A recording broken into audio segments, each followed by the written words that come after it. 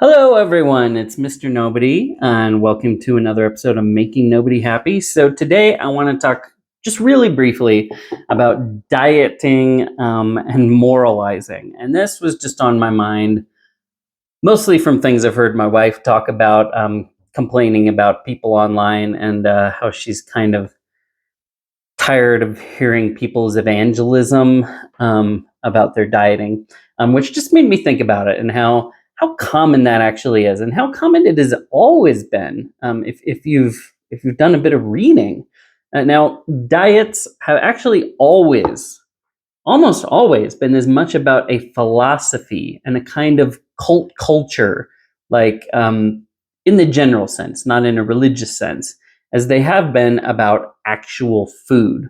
So, going back all the way to the days of the ancient Greeks, you'll find all kinds of crazy diets and theories about how they don't just feed you, they make you better in some existential sense, and they embody some optimized vision of humanity. And if you take a look at any diet fad today, you'll find the same attitudes all over the place, those same associations, the same language. It's not a diet, it's a lifestyle. Like, we didn't invent that. That is like a human universal. But why is that? Why is that so common? Now, I think the answer lies in the connections between these regulatory, protective, and provisional systems of the body, and those same systems, the way that they manifest themselves in our minds. So I'm not saying that religious attitudes can be reduced to just delusions of the body's instincts, but rather the complex systems of the conscious mind rest upon the simpler systems of the instinctive and the unconscious mind, and they share a lot of the same architecture. And the simpler ones are caught up into the meaning of the more complex ones, just as the foundations of the tower are caught up into its spire. So things that exist and affect us at one level can easily get mixed up and confused and mixed in at another. So that something as simple as a piece of candy can have an almost religious significance for people, both as a good or as an evil. Like, small and simple things can have very deep and complex meanings for us. It's not at all hard for people to identify with the things that they take into their bodies and to line that up with an ideology that they have.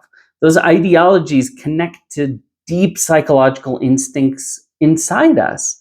The diets don't just serve a physical function of nutrition or weight loss.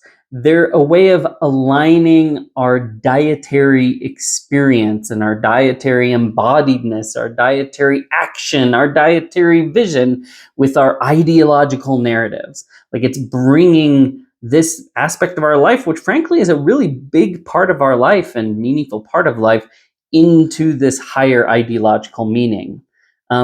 And that's how a lot of diets are marketed, not just as a way of getting food and nutrition or as a way of cooking. It's seen as a way to optimize our being itself, as the way to get food and the way to eat. The diet isn't just good for you, it's good. Full stop. It will fulfill your existential needs and align with the organization of your life.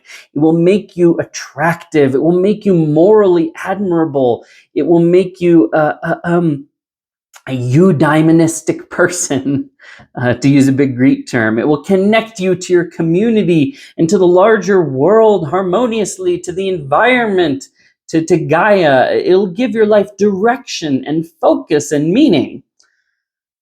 So, yeah, it's not just eating. There's a lot of feelings involved. It's not just cooking, it's not just eating, it's not just food science or nutrition.